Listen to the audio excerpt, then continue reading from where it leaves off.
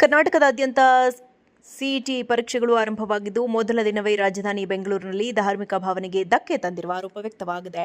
ಮಡಿವಾಳದ Krupanidhi college ಪರೀಕ್ಷಾ ಕೇಂದ್ರದಲ್ಲಿ ಸಿಬ್ಬಂದಿ ವಿದ್ಯಾರ್ಥಿಗಳ ಜನಿವಾರವನ್ನು ಬಲವಂತವಾಗಿ ತೆಗೆಸಿ ಪರೀಕ್ಷೆಗೆ ಅವಕಾಶ ಮಾಡಿಕೊಟ್ಟಿದ್ದಾರೆ ಎಂಬ ಗಂಭೀರ ಆರೋಪ ಕೇಳಿಬಂದಿದೆ.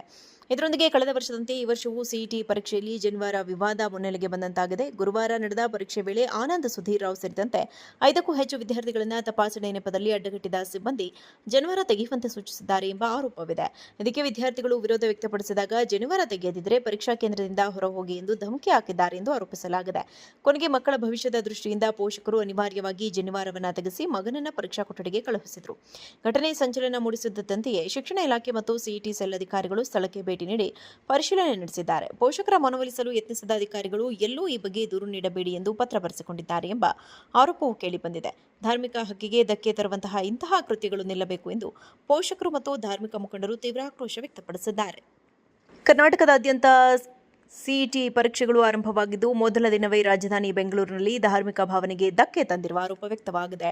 ಮಡಿವಾಳದ ಕೃಪಾನಿಧಿ ಕಾಲೇಜು ಪರೀಕ್ಷಾ ಕೇಂದ್ರದಲ್ಲಿ ಸಿಬ್ಬಂದಿ ವಿದ್ಯಾರ್ಥಿಗಳ ಜನಿವಾರವನ್ನು ಬಲವಂತವಾಗಿ ತೆಗೆಸಿ ಪರೀಕ್ಷೆಗೆ ಅವಕಾಶ ಮಾಡಿಕೊಟ್ಟಿದ್ದಾರೆ ಎಂಬ ಗಂಭೀರ ಆರೋಪ ಕೇಳಿಬಂದಿದೆ.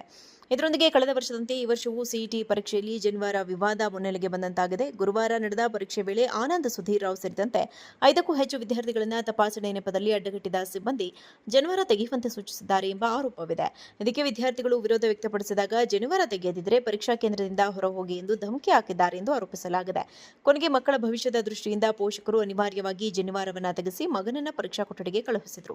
ಘಟನೆ ಸಂಚಲನ ಮೂಡಿಸಿದ್ದಂತೆಯೇ ಶಿಕ್ಷಣ ಇಲಾಖೆ ಮತ್ತು ಸಿಇಟಿ ಸೆಲ್ ಅಧಿಕಾರಿಗಳು ಸ್ಥಳಕ್ಕೆ ಭೇಟಿ ನೀಡಿ ಪರಿಶೀಲನೆ ನಡೆಸಿದ್ದಾರೆ. ಪೋಷಕರ ಮನವೊಲಿಸಲು ಯತ್ನಿಸಿದ ಅಧಿಕಾರಿಗಳು ಎಲ್ಲೂ ಈ ಬಗ್ಗೆ ದೂರು ನೀಡಬೇಡಿ ಎಂದು ಪತ್ರ ಬರೆಸಿಕೊಂಡಿದ್ದಾರೆ ಎಂಬ ಆರೋಪವೂ ಕೇಳಿಬಂದಿದೆ. ಧಾರ್ಮಿಕ ಹಕ್ಕಿಗೆ ಧಕ್ಕೆ ತರುವಂತಹ ಇಂತಹ ಕೃತ್ಯಗಳು ನಿಲ್ಲಬೇಕು ಎಂದು ಪೋಷಕರು ಮತ್ತು ಧಾರ್ಮಿಕ ಮುಖಂಡರು ತೀವ್ರ ಆಕ್ರೋಶ ವ್ಯಕ್ತಪಡಿಸಿದ್ದಾರೆ. ಕರ್ನಾಟಕದಾದ್ಯಂತ ಸಿಇಟಿ ಪರೀಕ್ಷೆಗಳು ಆರಂಭವಾಗಿದ್ದು ಮೊದಲ ದಿನವೇ ರಾಜಧಾನಿ ಬೆಂಗಳೂರಿನಲ್ಲಿ ಧಾರ್ಮಿಕ ಭಾವನೆಗೆ ಧಕ್ಕೆ ತಂದಿರುವ ಆರೋಪ ವ್ಯಕ್ತವಾಗಿದೆ.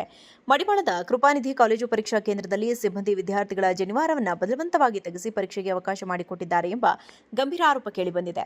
ಇದರೊಂದಿಗೆ ಕಳೆದ ವರ್ಷದಂತೆ ಈ ವರ್ಷವೂ ಸಿಇಟಿ ಪರೀಕ್ಷೆಯಲ್ಲಿ ಜನಿವಾರ ವಿವಾದ ಮುನ್ನೆಲೆಗೆ ಬಂದಂತಾಗಿದೆ. ಗುರುವಾರ ನಡೆದ ಪರೀಕ್ಷೆ ವೇಳೆ ಆನಂದ್ ಸುಧೀರ್ ರಾವ್ ಸೇರಿದಂತೆ 5ಕ್ಕೂ ಹೆಚ್ಚು ವಿದ್ಯಾರ್ಥಿಗಳನ್ನು ತಪಾಸಣೆ ನೆಪದಲ್ಲಿ ಅಡ್ಡಗಟ್ಟಿದ ಸಿಬ್ಬಂದಿ ಜನಿವಾರ ತೆಗೆಯುವಂತೆ ಸೂಚಿಸಿದ್ದಾರೆ ಎಂಬ ಆರೋಪವಿದೆ. ಇದಕ್ಕೆ ವಿದ್ಯಾರ್ಥಿಗಳು ವಿರೋಧ ವ್ಯಕ್ತಪಡಿಸಿದಾಗ ಜನಿವಾರ ತೆಗೆಯದಿದ್ದರೆ ಪರೀಕ್ಷಾ ಕೇಂದ್ರದಿಂದ ಹೊರಹೋಗಿ ಎಂದು ಧಮಕಿ ಹಾಕಿದ್ದಾರೆ ಎಂದು ಆರೋಪಿಸಲಾಗಿದೆ. ಕೊನೆಗೆ ಮಕ್ಕಳ ಭವಿಷ್ಯದ ದೃಷ್ಟಿಯಿಂದ ಪೋಷಕರು ಅನಿವಾರ್ಯವಾಗಿ ಜನಿವಾರವನ್ನು ತೆಗೆಸಿ ಮಗನನ್ನ ಪರೀಕ್ಷಾ ಕೊಠಡಿಗೆ ಕಳುಹಿಸಿದರು.